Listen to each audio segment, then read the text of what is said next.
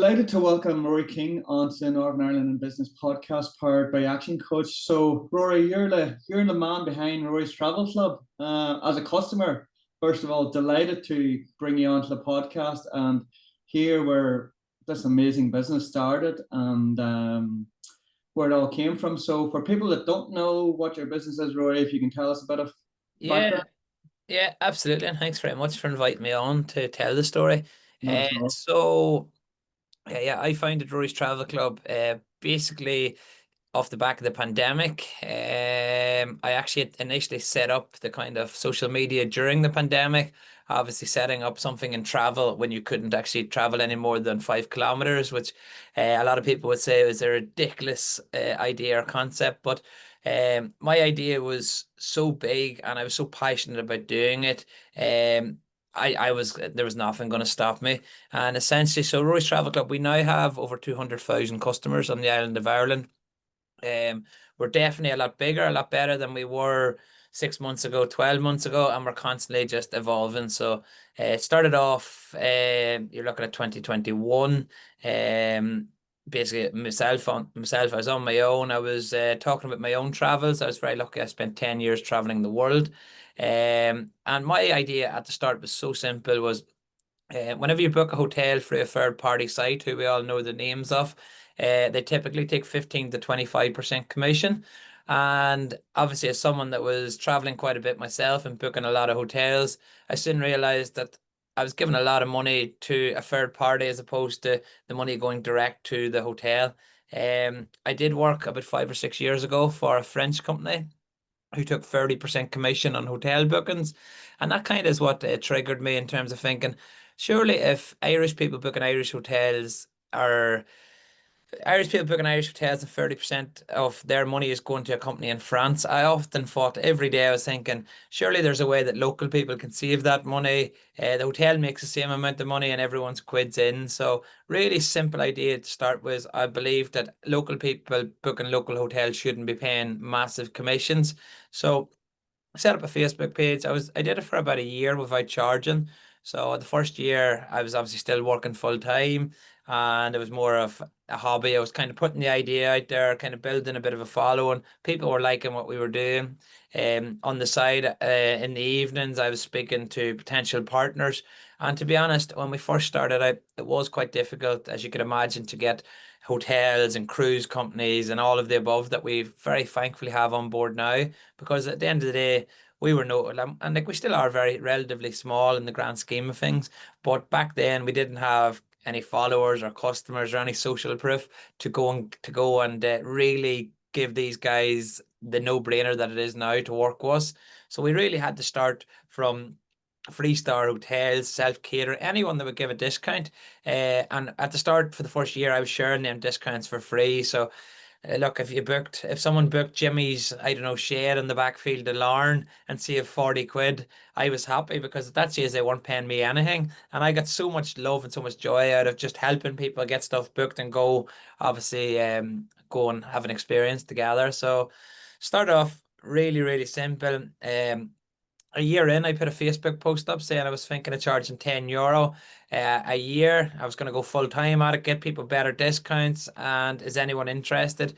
And I had about 40 people reply. So basically, at that stage, I quit my job for €400. If you do the maths, but I was so passionate. It wasn't even about making money at that stage. I seen a massive opportunity, a massive something that really bugged me.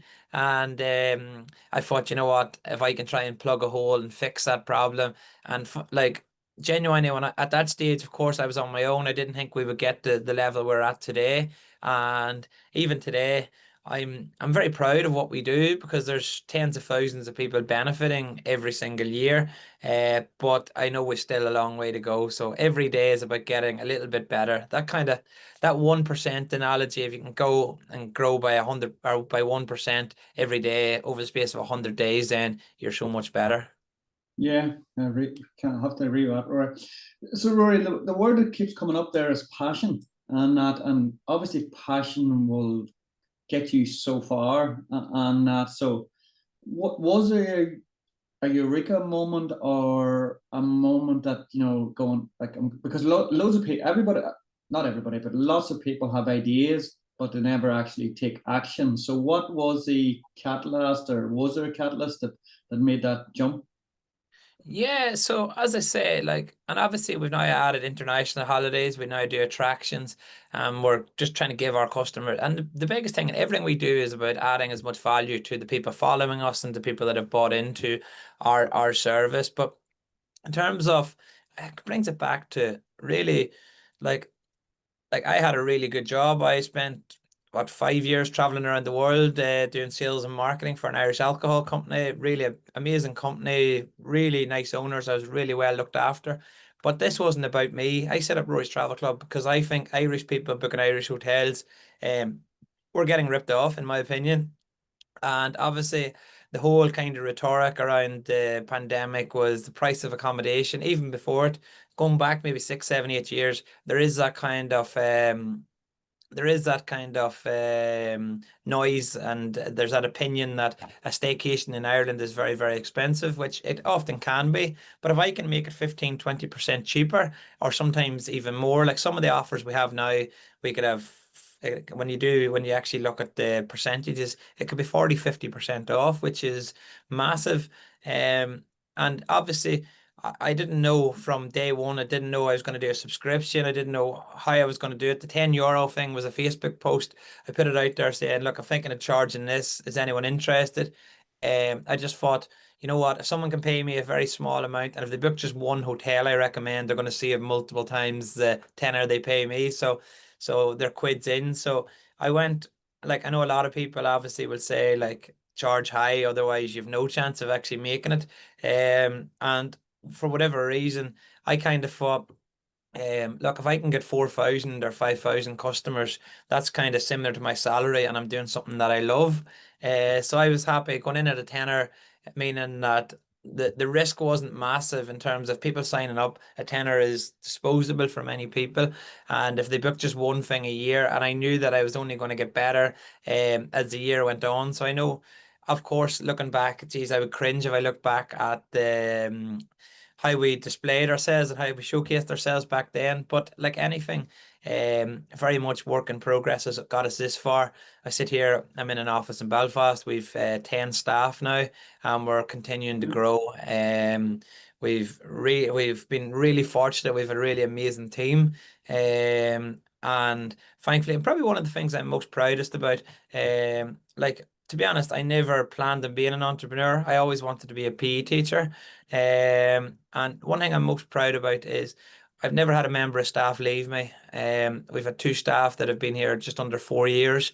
They've been with me most of the journey, and the fact that no one's ever left, I think, hopefully speaks volumes that one, we're looking after our staff, which I think is extremely important, and two, we're looking after our customers. So, um, yeah, I think we have came a long way, but I know where we're at today is way better than where we were 6 months ago. And I know in 6 months' time, I'll look back at today and go, geez, we weren't great.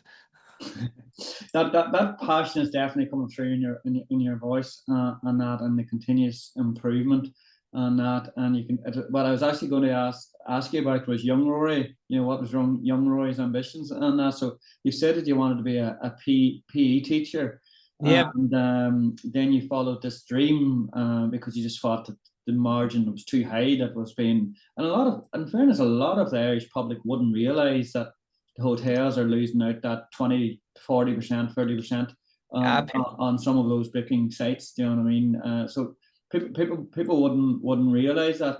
But getting started, there's bound, who was your first customer, and how did you feel after you got your first partnership? yeah. So in terms of our first, so we actually got about 30 or 40 customers off the back of that Facebook post.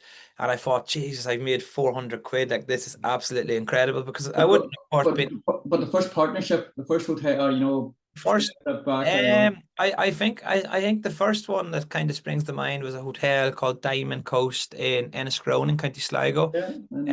And it was a great one to get because they have And even still to this day, we do a bit of, we probably should do more, and I'd like to do more with them. They're just absolutely up the walls busy, which is a great problem. So, but it was good to work with them from day one because they have family rooms that can accommodate families of up to 8, 9 people, which a lot of hotels don't. So of course, like it appealed to kind of solos, couples, it's right by the beach, or else families. So that kind of appealed to everyone.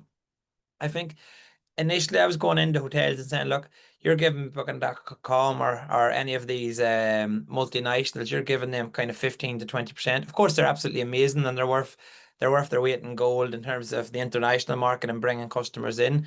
But in my opinion, I was thinking, surely local people already know about the hotel they want to stay in.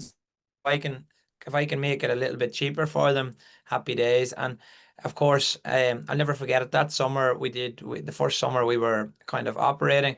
The fact that a family room in the Diamond Coast could have been €400 for a family of five, whatever it is. And we had maybe 15 or 20% off. I think it was 20. So so our customers at that stage who were paying us €10 were saving €80 on one booking with like one family trip down to Sligo. So I know now obviously we've offers that people are saving hundreds, and some that people might only be saving 20 quid. So there's a wide range, of course, depending on how much the product actually is.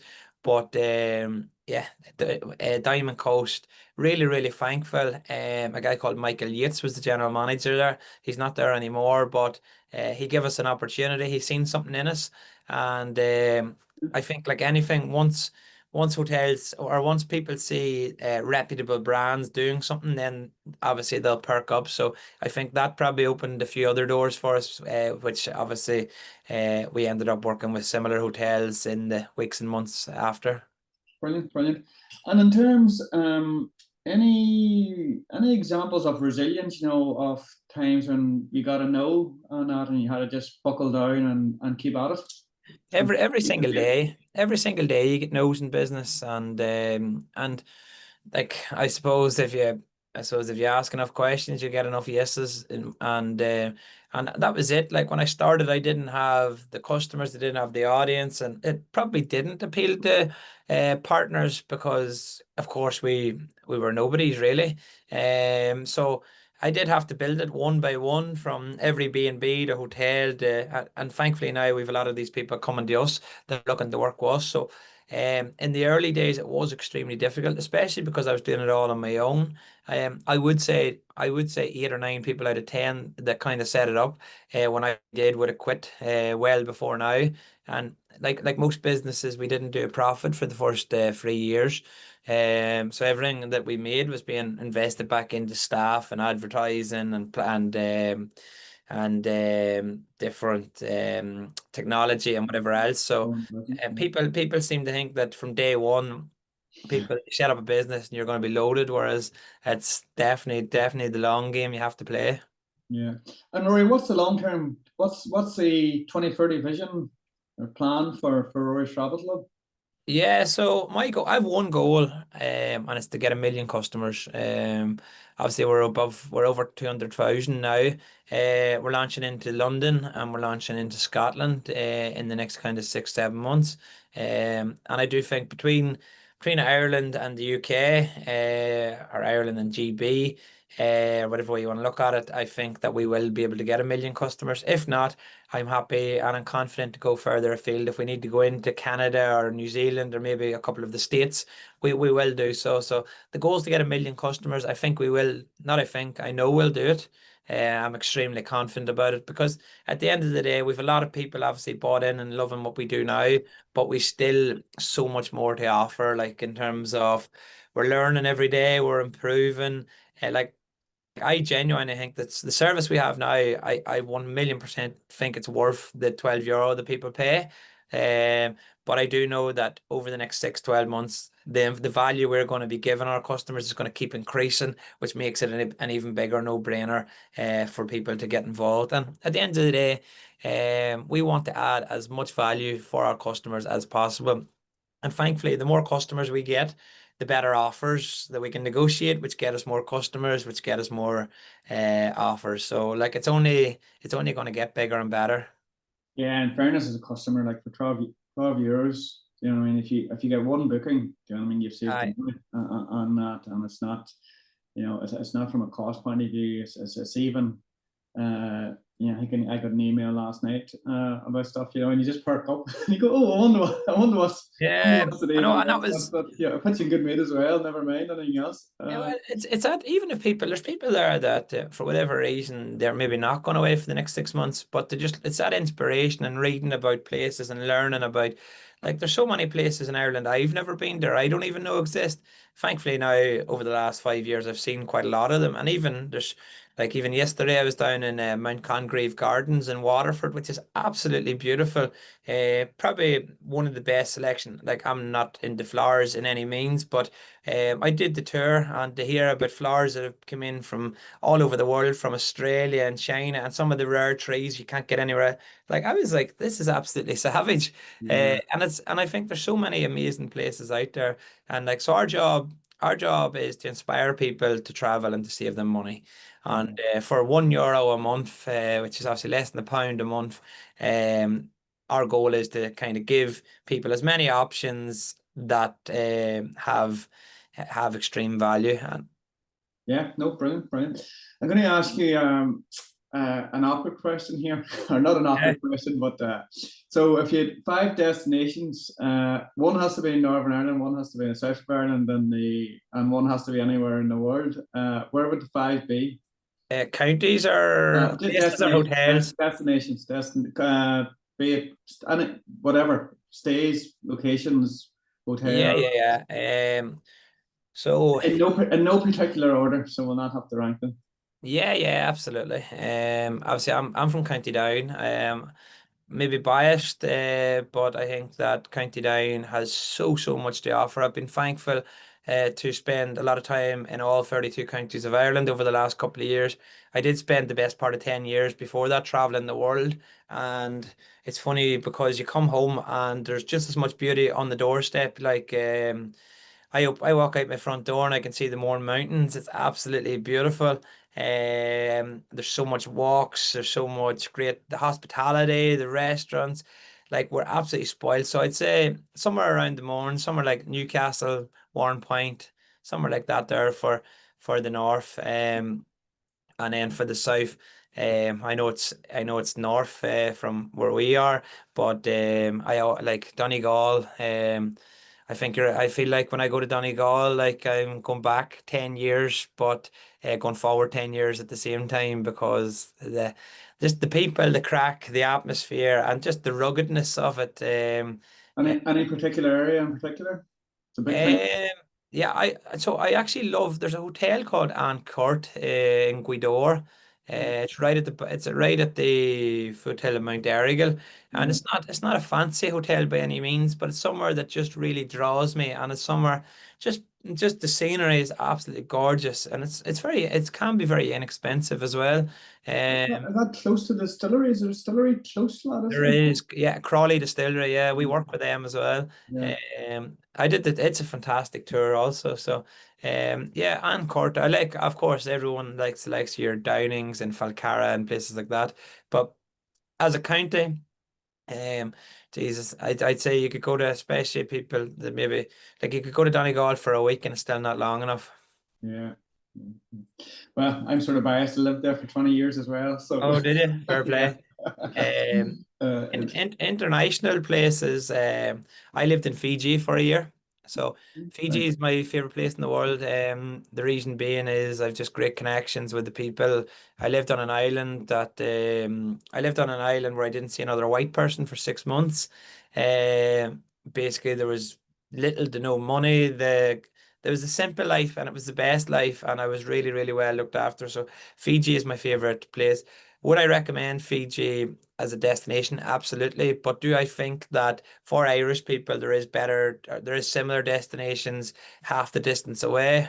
I do. So, of course, I'd say if you're looking to go to Fiji, um, I would be doing it with kind of Australia and New Zealand, kind of maybe doing two or three of them together. I wouldn't go just to go to Fiji, because at the end of the day, you could go to Sri Lanka or somewhere and it would be just as beautiful, and half the distance, because So Fiji would be my favorite country in the world that I've been to. The most beautiful place I lived, I just mentioned it, was New Zealand. And even here in Europe, like I love Croatia.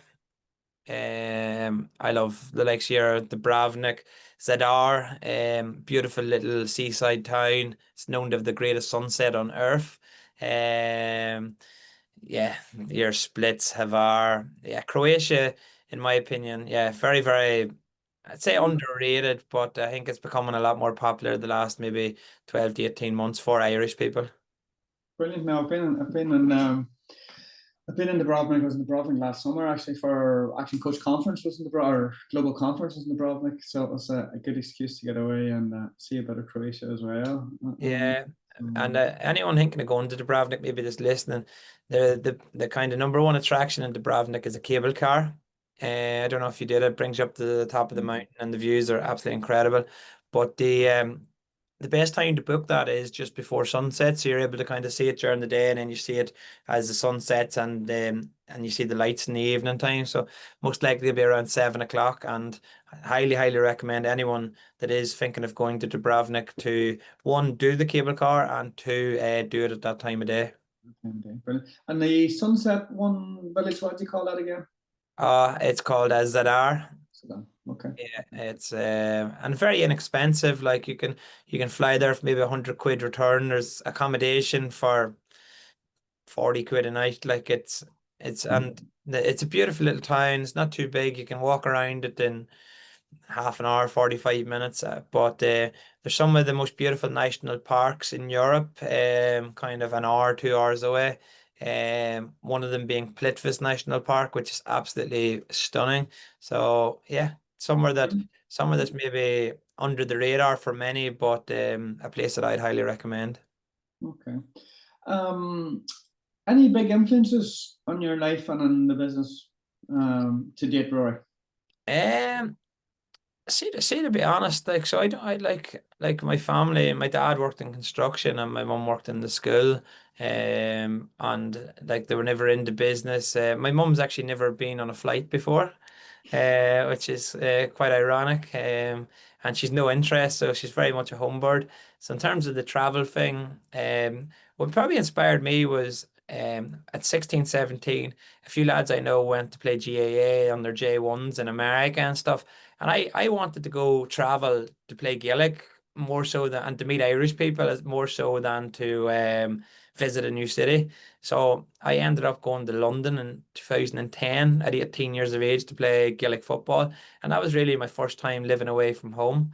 And yeah, I suppose it just spiraled from there. I ended up going to university in England, did a bit of traveling every summer and caught the bug as such. But in terms of inspirations, like I'm fairly chilled, like in terms of No, no, what's that's going on. good. And there's not like I'm very fortunate to have met a lot of really cool and interesting people, but like everyone's got their own things going on, whether and the thing is like to me success is being happy and living the best life you can possibly live. Success isn't going and doing 10 million a year or whatever amount of money, because there's people out there that have that and they're the most miserable people in the world. So and I'm very open and honest about that. My goal is to visit every country in the world, which I will do. Of course, growing a hopefully a successful business over the next few years will help enable me to do that, especially the fact that I'm in the travel space. But like I often say, you can visit every country in the world, I'd say, for just over 100,000, which of course is a lot of money. But like most houses in Ireland, 90% of houses between the north and the south cost more than 100,000. And I know, of course, you need stability, but if you think one brick and mortar house or visit every country in the world, I know what I'd be choosing. What was your definition of success again there? So definition. So success is being happy, doing what you love. Of course, you have to work hard to enable you to. You have to work hard to enable you to be able to potentially afford a better lifestyle. But as I mentioned, I lived on an island in Fiji for 6 months at one time with no money. And I also have lived in Manhattan and New York where there's any amount of money. And hand on heart, the people that I met, and even myself when I was there, the people I met in Fiji were a lot happier than the people living in Manhattan, paying 3 grand a month rent and earning probably massive, massive money. So I'm very, very self-aware in terms of that. That of course it's good. Like of course in business you want to make money and you have to make money to pay the bills and pay staff, but it isn't the main motivator for me. Very much it's all experience led. And I've been asked a few times, why am I doing this? And to be honest, the joy I get is from the consumer saving money. And obviously, the better the service, the more people benefit.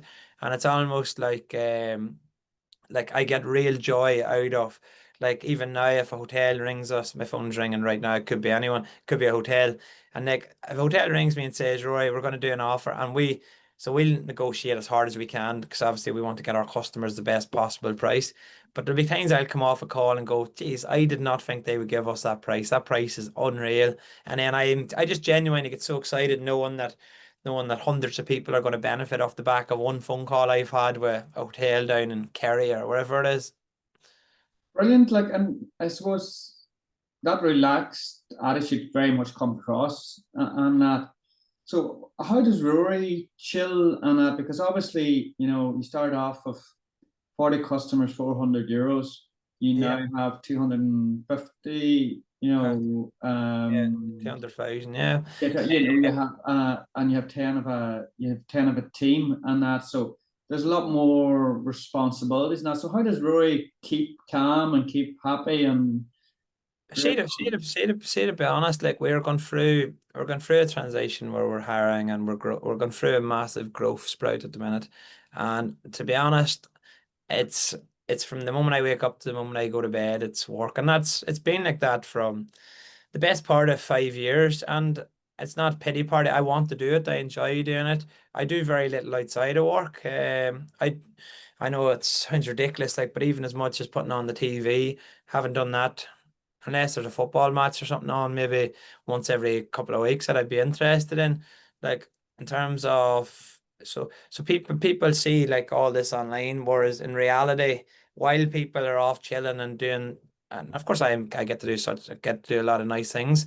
But I'll give you an example. We had 40 people go to Sri Lanka, and I was on that trip, and I over the space of them 7 days, it was a 10-day trip, but I get a notification on my phone every Monday morning with my screen time. So I was on this trip to Sri Lanka. Don't get me wrong, it was beautiful. I got to see a lot of amazing things, but my screen time for that week, while I was on holiday as such with our customers, and there would have been a lot of times I would be speaking to them face to face, my screen time is 14 hours a day, every day. And that's the level that, like, to get to where I want to be, like that level, like for now, I have to be putting them hours in to kind of and there will be a stage in the next, hopefully in the next maybe 6 months, where I'll be able to take a step back from what we're doing here in the Irish market and concentrate on the GB. But for now, we're building something that's way, way bigger than it's way more important and way bigger than I ever imagined. And we're really, really positively affecting people's lives. And like, I, I enjoy it. I'd be like, I always, even when, like, I only was thinking about this here that actually last week, whenever I was younger, I worked in Asda in the supermarket, and there'd be times there that there'd be times there I'd be starting at 6. Like, if I could do 2 or 3 shifts in one day, I would have done it.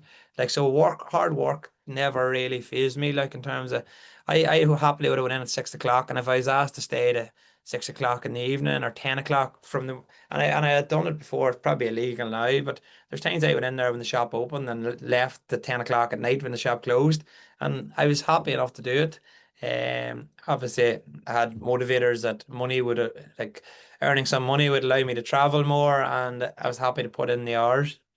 and that work ethic, obviously, I think there's a very chilled, happy, passionate Rory there, but behind the scenes is obviously a huge work ethic, and that obviously has been instilled in you from your family, and that from a young age probably, and you've seen what your parents done, and that is that all fair to say? Yeah, well, in terms of, like, I often look at, like, I look at a lot of different businesses, and to be honest, I think an entrepreneur is nurtured. It's not, no one's born an entrepreneur. And there's some absolutely incredibly smart people in terms of academia that would make terrible entrepreneurs. And there's some people that I went to school with that maybe didn't get the grades or dropped out of school that would make absolutely amazing entrepreneurs. So I just think, I suppose you have to be passionate about what you do. You have to love it. You have to, and I'm very much, I think in Northern Ireland, like there's a lot of people there that have really amazing businesses, but they're just thinking too small. Like in terms of, I want to get 1 million customers, which I don't even think is a big number. I know I can do it. And like I always I have this here kind of my favorite kind of quote or analogy is analogy is probably the wrong word, but my favorite, like the way I look at business is if you can get one customer, you can get 10. If you can get 10, you can get 100. If you can get 100, you can get 1,000. And once I hit 100,000 customers, 100,000 people bought into it, and I know that we've so much more to offer, and we so much to make, so much more that we will make better over time. And we've other markets we can explore. So I knew when I hit 100,000 customers, 1 million customers was doable. Of course, that's a massive, massive, massive jump to many people, and many people would see it as they would go, geez, that's ridiculous. That's never going to happen. Whereas I probably have the faith and the belief, and it's not a cockiness thing. It's a genuine. I believe we're going to have an incredible service that's going to serve 1 million people in the next 5 years. Yeah, I fully believe you will on that because of your work ethic and your passion and that it comes through. Rory, what keeps you awake at night? Um, See, to be honest, and this might sound silly, and like, see when I get to bed, I'm out like a light. You're not tired? It's sort of I'm doing this from wake up to go to bed. I'm doing something. The thing is, across social media and email, we've just under 1 million people, and that's 1 million people. Obviously, some people will never reach out to you. Some people will reach out to you twice a month, but there's constant people looking for my attention, which is a great thing. I remember once years ago, and it sounds really bizarre. I think it's the first time I ever got a company email address, and I was thinking, I would love loads of people to email me. Wouldn't that be really cool? And I'd be on my laptop and I'd have loads of people to email back. Whereas now it's the opposite. I'm like, I want people to chill out a bit. But in Yeah, terms of what's keeping me up is, I suppose, very little. I know great things happen over time, and I believe that we're kind of putting one step forward every single day to get the end goal and to where we need to be. Thankfully, we're in a touch wood, we're in a fortunate position in terms of cash flow and stuff that we can, like, we've got a great team here. And obviously we're in a good position and this is something, the way I look at business, and everyone's completely different. I'm by no means a business expert or guru, and I would never say I am, but this is just how I personally look at business is, and this is how I've approached all our hires. If I don't have the money in my bank account to pay our staff for 12 months, if we don't make another penny, I'll not hire someone. So at least I know we always have 12 months in the bank that if anything goes wrong, if we don't make another pound ever again, at least we have 12 months that we can still pay our staff. And I think a lot of businesses, maybe especially startups, maybe don't like, maybe they go mad and try and hire people probably too early, whereas I've been quite reserved. Obviously now we have a bigger team, but I know if we don't make one more penny for between now, the 9th of July 2025 and the 9th of July 2026, I have enough money in my bank account to pay everyone for 12 months, which I think I think that's something that potentially would stress a lot of people out if they didn't, and maybe some people do hire too quickly, but in terms, it speaks a lot about yourself and your own values on that. but it's people's life, it's real people's lives, like, and I think, like, of course, I could have at the start, I could have hired earlier, but I wasn't for taking the risk that we would get a X amount of sales every month. So even now, like in terms of, and if I like, and I think it's the only way to do it as a startup, and I've often give that advice. I've been fortunate to speak at a few different conferences and stuff. And I often say, like, this is just my way of doing it. And I think it's worked for me. Doesn't mean it's going to work for everyone. Depends, obviously, different people are in different industries, have different costs. But for me, that's how And I assume that's probably where a lot of issues come for founders and for business owners, is that if they don't have the cash flow and they've got staff. Yeah, it's that stress. It's an extra part of stress. Come here, Rory. I could chat to you all day on that. I suppose for our listeners, if anybody wants to sign up and join Rory's Travel Club, where's the best place to reach out?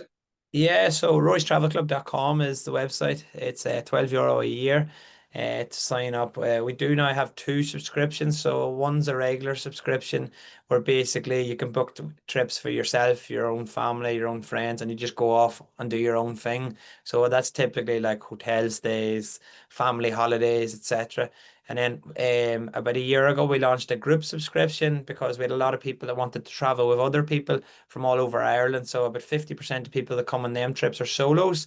We do about 150 group trips a year. And yeah, the idea is you'll meet people from all over Ireland, you'll travel together.